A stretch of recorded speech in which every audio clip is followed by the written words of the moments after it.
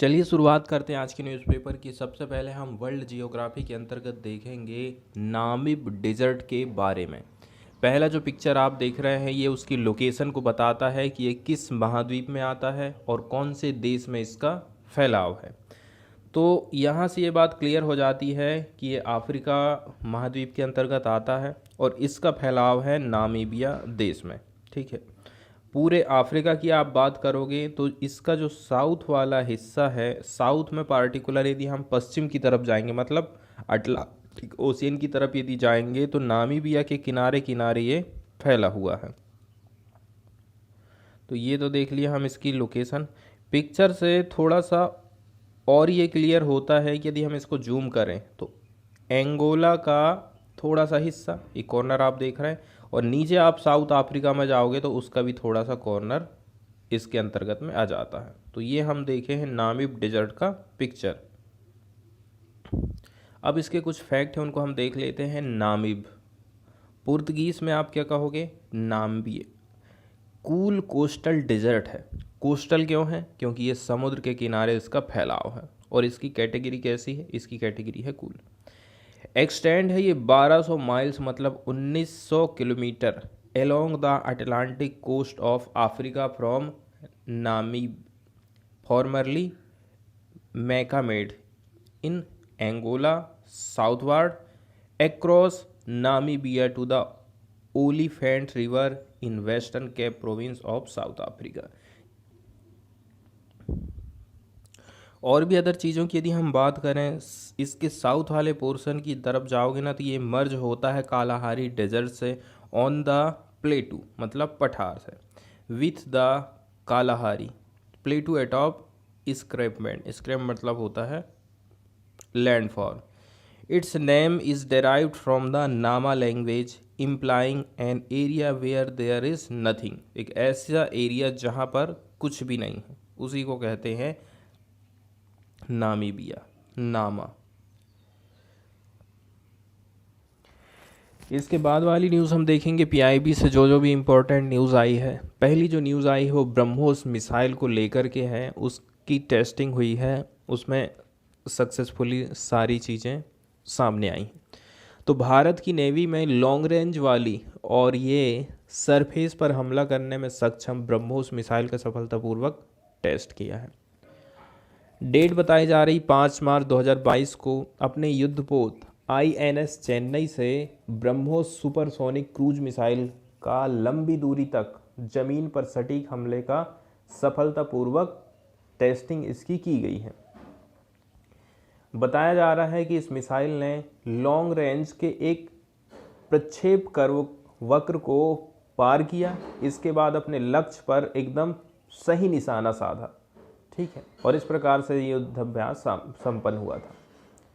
बताया जा रहा ब्रह्मोस मिसाइल और INS चेन्नई दोनों को हमने ही बनाया है, इंडिया में ही इनका निर्माण हुआ है। इन्होंने अत्याधुनिक भारतीय मिसाइल और जहाज निर्माण कौशल का प्रदर्शन करा है।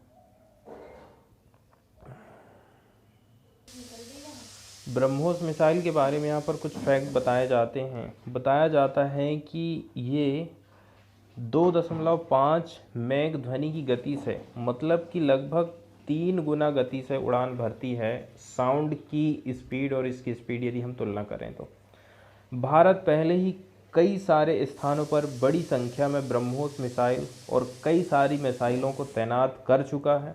ठीक है, ब्रह्मोस जो वर्ड आया है वो ब्रह्मपुत्र, ब्रह और मोस। मोस मतलब मॉस्कोवा। मॉस्कोवा रूस में बहने वाली एक नदी है। तो बताया जा रहा है ये सुपरसोनिक क्रूज मिसाइल है। इस मिसाइल की मदद से 4300 किलोमीटर प्रति घंटा की गति से हम हमला कर सकते हैं। इसकी रेंज है 400 किलोमीटर। यहाँ से आप छोड़ोगे तो 400 किलोमीटर दूर तक ये जाएगी और वहाँ पर सटीक हमला कर सकती है। इसके बाद वाली न्यूज़ है मिलन एक्सरसाइज से रिलेटेड। तो मिलन एक्सरसाइज से रिलेटेड कुछ बेसिक बातें देख लेते हैं। बताया जा रहा है जो मिलन एक्सरसाइज है वो बाइनियल मल्टीलेटरल नवल एक्सरसाइज है। नौसेना के द्वारा इसको कंडक्ट किया जाता है और इसकी शुरुआत हुई थी इंडियन नेवी के द्वारा 1995 में अंडमान एंड निकोबार कमांड में। Starting with the participation of only 4 countries, 4 देशों के साथ में इसकी शुरुआत हुई थी। बताया जाता है इंडोनेशिया, सिंगापुर, थाईलैंड और श्रीलंका। इन 1995 का जो एडिशन था, the exercise has since transition leaps and bound in term of number of participant and complexity of exercise. और इसमें बताया जाता है ये जो मेनली मिलन एक्सरसाइज है ये आधारित है लुक ईस्ट पॉलिसी के अंतर्गत इसका आयोजन किया जाता है। ठीक है। Expanded in ensuring years with India's act east policy. Look east policy को बाद में चेंज कर दिया गया था एक्ट ईस्ट पॉलिसी में। इसके अलावा security and growth for all in the region, SAGAR initiative to include participation from island nation in the western IOR, जिसको हम इंडियन ओशियन रीजन कहते हैं, as also IOR littorals. Island nations हैं इस exercise में शामिल हो सकें, इसलिए सागर परियोजना के तहत ये काम किया गया है। मिलन एक्सरसाइज के बारे में बताया जाता है कि ये हर 2 साल में इसका आयोजन किया जाता है और कई सारे देश इसमें शामिल होते हैं। 1995 में इसकी शुरुआत हुई थी। पहले बताया जा रहा है कि इसका आयोजन पोर्ट ब्लेयर में हुआ करता था, अब इसको शिफ्ट कर दिया गया है विशाखापट्टनम में। The navy has held 1 edition of Milan exercise with the theme of synergy across the seas. ठीक है। यहाँ पर जो वर्ड आया है सिनर्जी, सिनर्जी का हम मीनिंग देख लेते हैं। सिनर्जी मतलब होता है तालमेल। तो हमें जो समुद्र वाला एरिया है वहाँ पर तालमेल बिठाना है to enhance professional interaction between friendly foreign navies and learn best practices from each other. कब से? 1995 से। The areas of cooperation of the exercise include capacity building, maritime domain awareness, training देना, हाइड्रोग्राफी, टेक्निकल असिस्टेंट और operational exercise, ये सारी चीज़ें इसमें शामिल है। इसमें एक वर्ड यूज़ किया गया है हाइड्रोग्राफी। हाइड्रोग्राफी एक प्रकार से ब्रांच होती है अप्लाइड साइंसेस की, जो कि डील करता है measurement and description of the physical feature of ocean, sea, coastal area, lake, river as well as, ये सारी चीज़ें इसमें शामिल होती हैं और इनका ही अध्ययन किया जाता है, उनका मेजरमेंट, उनका डिस्क्रिप्शन। न्यूज़ की यदि हम बात करें तो मिलन 2022 का जो एक्सरसाइज है वो संपन्न हो गई है, समाप्त हो गई है। मिलन का ये 11वें नंबर का संस्करण था। समुद्री चरण था जिसमें 26 जहाज, 1 पनडुब्बी और 21 विमान ने पार्टिसिपेट किया था।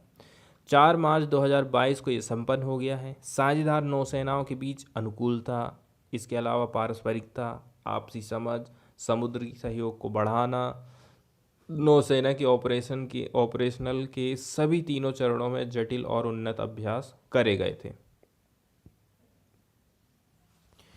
नेक्स्ट न्यूज़ हम साइंस वाले पोर्शन से देखने वाले हैं। इसमें ट्राइनासोरस से रिलेटेड एक खोज हुई है, उसके बारे में बताया जाता है कि वैज्ञानिकों ने जांघों की हड्डी का अध्ययन करा, उनके दांतों के नमूनों का परीक्षण करा और उससे ये बात पता चली है कि इनके पास 37 ऐसे सैंपल थे।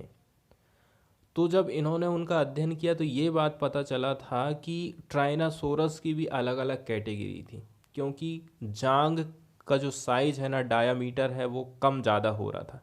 इससे वैज्ञानिकों ने ये अंदाज़ लगा लिया था ये जो ट्राइनोसोरस हैं इनकी 3 प्रजातियां हैं, उन्हीं का यहाँ पर जिक्र किया गया है। ये पिक्चर आप देख रहे हैं ना, यही है ट्राइनासोरस। पूरा यहाँ पर आप 3D व्यू देख सकते हैं।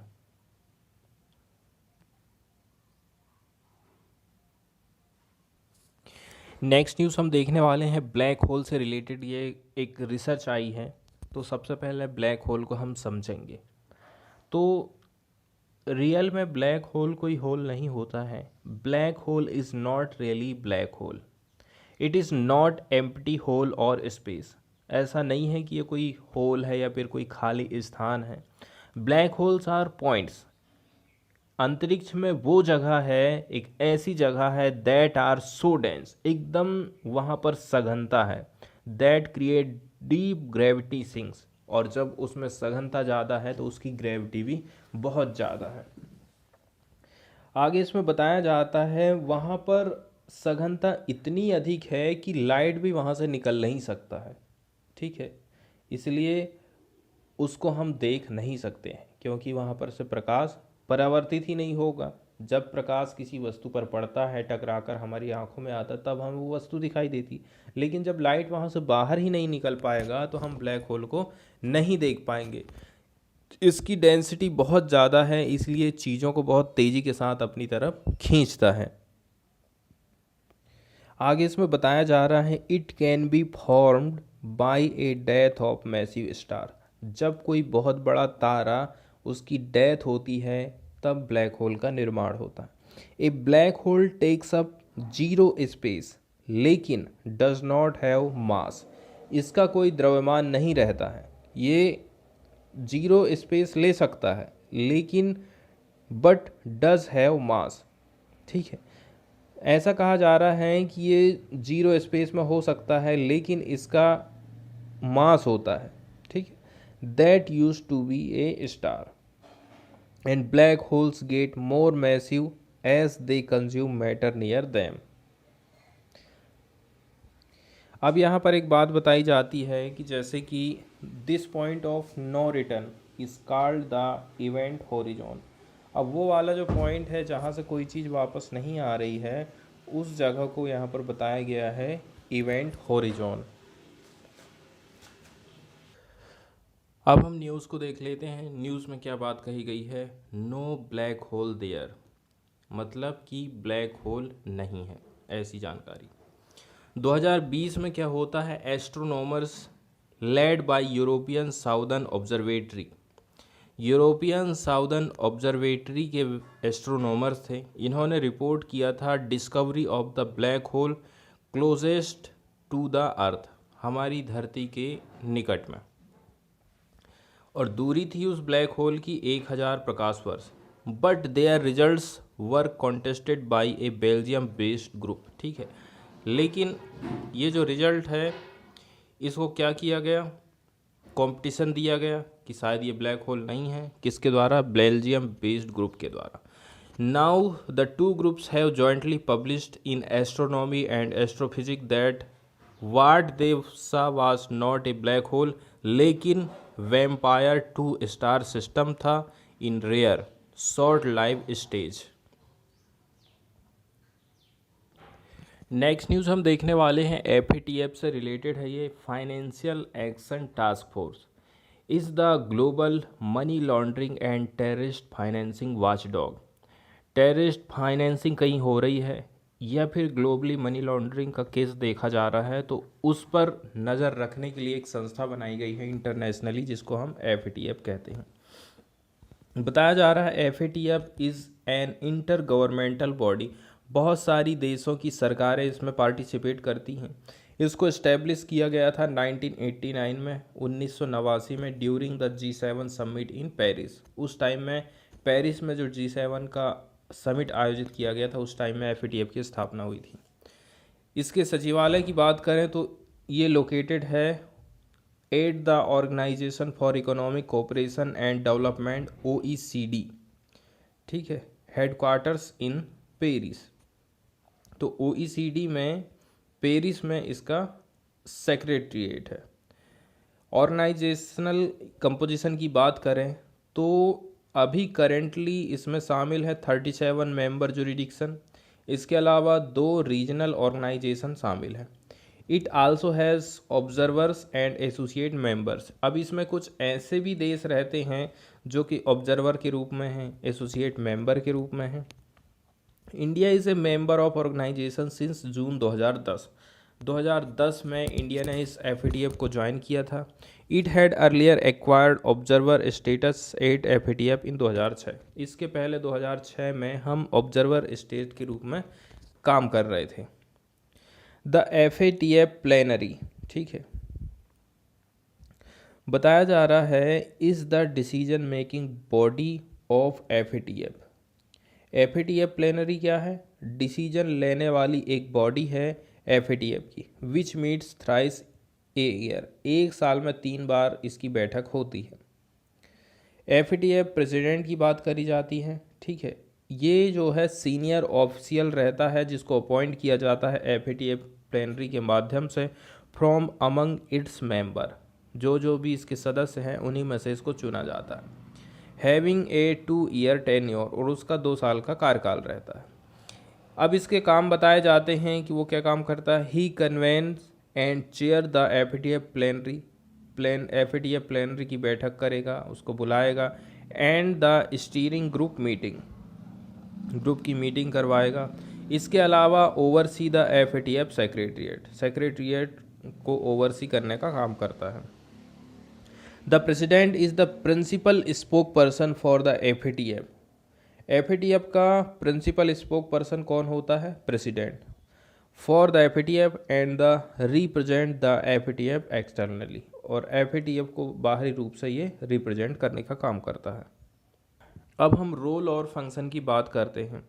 As a policy making body, एक प्रकार से पॉलिसी में बनाने की तरह ये काम करता, पॉलिसी मेकर की तरह। Works to generate the necessary political will, ऐसे काम करेगा जिससे जो जरूरी पॉलिटिकल विल है वो जनरेट हो सके। To bring about national legislative and regulatory reform in the areas, तो इस प्रकार के जो एरिया है, इसके जो सब्जेक्ट है, उन सब्जेक्ट पर जो भी देश है वो नेशनल लेजिस्लेटिव और रेगुलेटरी रिफॉर्म लाए, ऐसा ये काम करता है। इसके अलावा the FATF reviews money laundering and terrorist fund financing techniques. इसके अलावा continuously strengthen its standard to address new risk, आने वाला फ्यूचर में जो रिस्क है उसको कम करने का भी प्रयास FATF के द्वारा किया जाता है। Such as regulation of virtual asset जो भी है उसका रेगुलेशन किया जाता है। Which have spread as crypto currencies gain popularity, चाहे वो क्रिप्टो करेंसी हो। It also works to stop funding for weapon of mass destruction, जहाँ कहीं भी मास डिस्ट्रक्शन के लिए यदि पैसा लगा रहा है कोई, उसको रोकने का काम भी FATF का है। प्रोटेक्शन की यदि हम बात करें, the role of FATF is to protect the integrity of financial system, हमारा जो फाइनेंशियल सिस्टम है उसकी इंटीग्रिटी को बनाए रखना इसका काम है। इसके अलावा ट्रांसपेरेंसी को बढ़ावा देना, जिससे ग्लोबल सिक्योरिटी में बढ़ोतरी होती। मॉनिटरिंग टाइप का फंक्शन कैसा है? It monitors countries to ensure they implement the FATF standard fully and effectively and hold countries to account that do not comply। 2 प्रकार की लिस्ट FATF के द्वारा जारी की जाती है, एक होती है ग्रे लिस्ट और दूसरी होती है ब्लैक लिस्ट। ग्रे लिस्ट के अंतर्गत कौन से देश आते हैं? Countries that are considered safe haven for supporting terror funding and money laundering are put in grey list. ऐसे देश जो कि सपोर्ट कर रहे हैं टेरर फंडिंग को, मनी लॉन्ड्रिंग को बढ़ावा देते हैं, उनको ग्रे लिस्ट के अंतर्गत रखा जाता है। This inclusion serves as a warning to the country that it may enter the black list, warning है कि आपको ब्लैक लिस्ट में शामिल कर लिया जाएगा। Pakistan was retained in the grey list because it was unsuccessful in prosecuting the top leadership of UN security council designated terror group. Black list के बारे में यहाँ पर बताया जाता है, countries known as non cooperative countries और territories are put on the black list. These countries support terror funding and money laundering activity. FATF revise करते रहता है ब्लैक लिस्ट को रेगुलरली, ऐड करना, डिलीट करना कंट्रीज़ को। इसके अलावा countries like North Korea are included in this list. News को यदि हम देखें तो बताया जाता है FATF retains Pakistan on its terror funding grey list. Country meets 32 of 34 action point. ये बताया जा रहा है कि 34 एक्शन पॉइंट में से 32 तो उसने कंप्लीट कर लिया है। The global money laundering and terrorist financing watchdog FATF ने रिटेन कर दिया है पाकिस्तान को ग्रे लिस्ट में और कहा है कि इस्लामाबाद को address at the earliest the remaining deficiencies in its financial system. जल्दी से जल्दी आप जो जो काम हम आपको दिए हैं, पॉइंट दिए हैं, उनको आप कंप्लीट करिए। Pakistan has been on grey list of Paris based finance and action task force since June 2018 for failing to check money laundering. वो मनी लॉन्ड्रिंग को रोक नहीं पाया। इसके अलावा लीड करता है टेरर फाइनेंसिंग को। इसके अलावा was given a plan of action to complete it by October 2019। जब से लेकर अभी तक द कंट्री जो है continue to be on the list due to its failure to comply with the FATF mandate.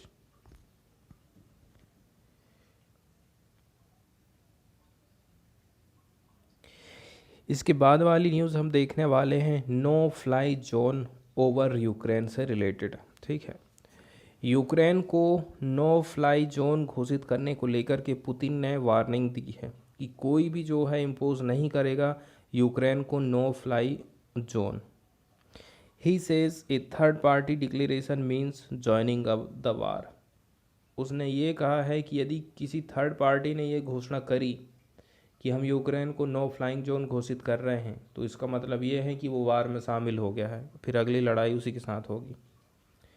President Vladimir Putin ने warning दी है शनिवार के दिन Russia would consider any third party declaration of a no fly zone over Ukraine as participation in the war there while Ukrainian officials blamed Russian shelling for breaching a ceasefire arranged in two cities to evacuate civilians। उसके ऊपर ये आरोप लगाए जा रहे हैं कि आपने तो सीज फायर के लिए घोषणा किए थे कि हम नागरिकों को वहाँ से बाहर निकालेंगे, लेकिन इसके बाद भी आप सीज फायर का उल्लंघन कर रहे हो। इसके बाद वाली जो न्यूज़ है वो है वायु शक्ति एक्सरसाइज 2022 से related due to developing situation sources. Indian air force ने डिसाइड किया है हम पोस्टपोन कर देंगे फायर पावर डेमोन्स्ट्रेशन को। फायर पावर डेमोन्स्ट्रेशन मतलब प्रदर्शन को एक्स वायु शक्ति शेड्यूल्ड किया गया था पोखरण रेंजेस इन राजस्थान में 7 मार्च को ड्यू टू डेवलपिंग सिचुएशन।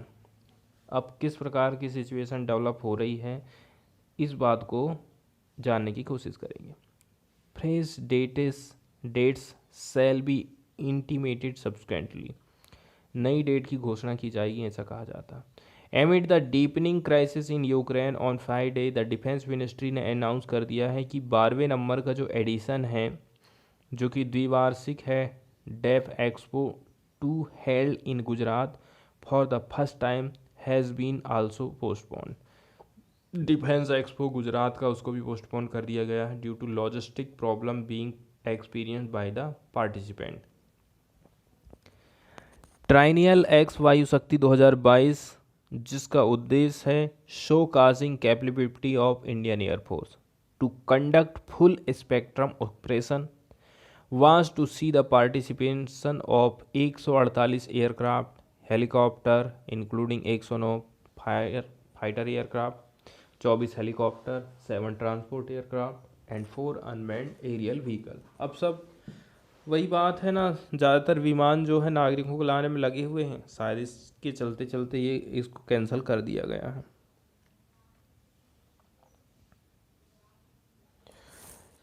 इसके बाद वाली न्यूज़ हम देखने वाले हैं फॉरेन वाले पेज से। चाइना के बारे में ये न्यूज़ आई है। चाइना ने अपना जो डिफेंस का बजट है उसको 7% बढ़ा दिया है, मतलब कि वो जीडीपी का 5.5% खर्च करेगा डिफेंस इक्विपमेंट में। A draft budget says defence spending would be hike to 1.45 trillion yuan. ठीक है, वृद्धि की गई है 1.45 ट्रिलियन युआन की। China on Saturday announced 7.1% hike in its defense spending as well as the annual GDP growth target of around 5.5% for coming year। China का premier and second rank leader हैं Li Keqiang, इन्होंने announce किया है GDP target at the opening of the week long session of National People's Congress, और या फिर parliament जिसको आप कहते हैं, जिसने अप्रूव किया था पॉलिसी फॉर कमिंग ईयर, आने वाले साल में। A draft budget which the NPC will approve, ऐसा कहना है defence spending would be hike by 7%। कितना रुपया? 1.45 ट्रिलियन युआन, या फिर टोटल हो जाएगा $230 billion. The military budget was hike by 6.8% last year when it crossed the 200 billion dollar mark for the first time. पिछले साल $200 बिलियन चले गया था बजट, इस बार $230 बिलियन का बजट होने वाला है। इंडिया का military spending this year was announced as around $70 billion, और चाइना देखिए लगभग 3 गुना खर्च कर रहा है। ये 4.4% hike from the previous year, हमने 4.4% की वृद्धि की है पिछले साल से।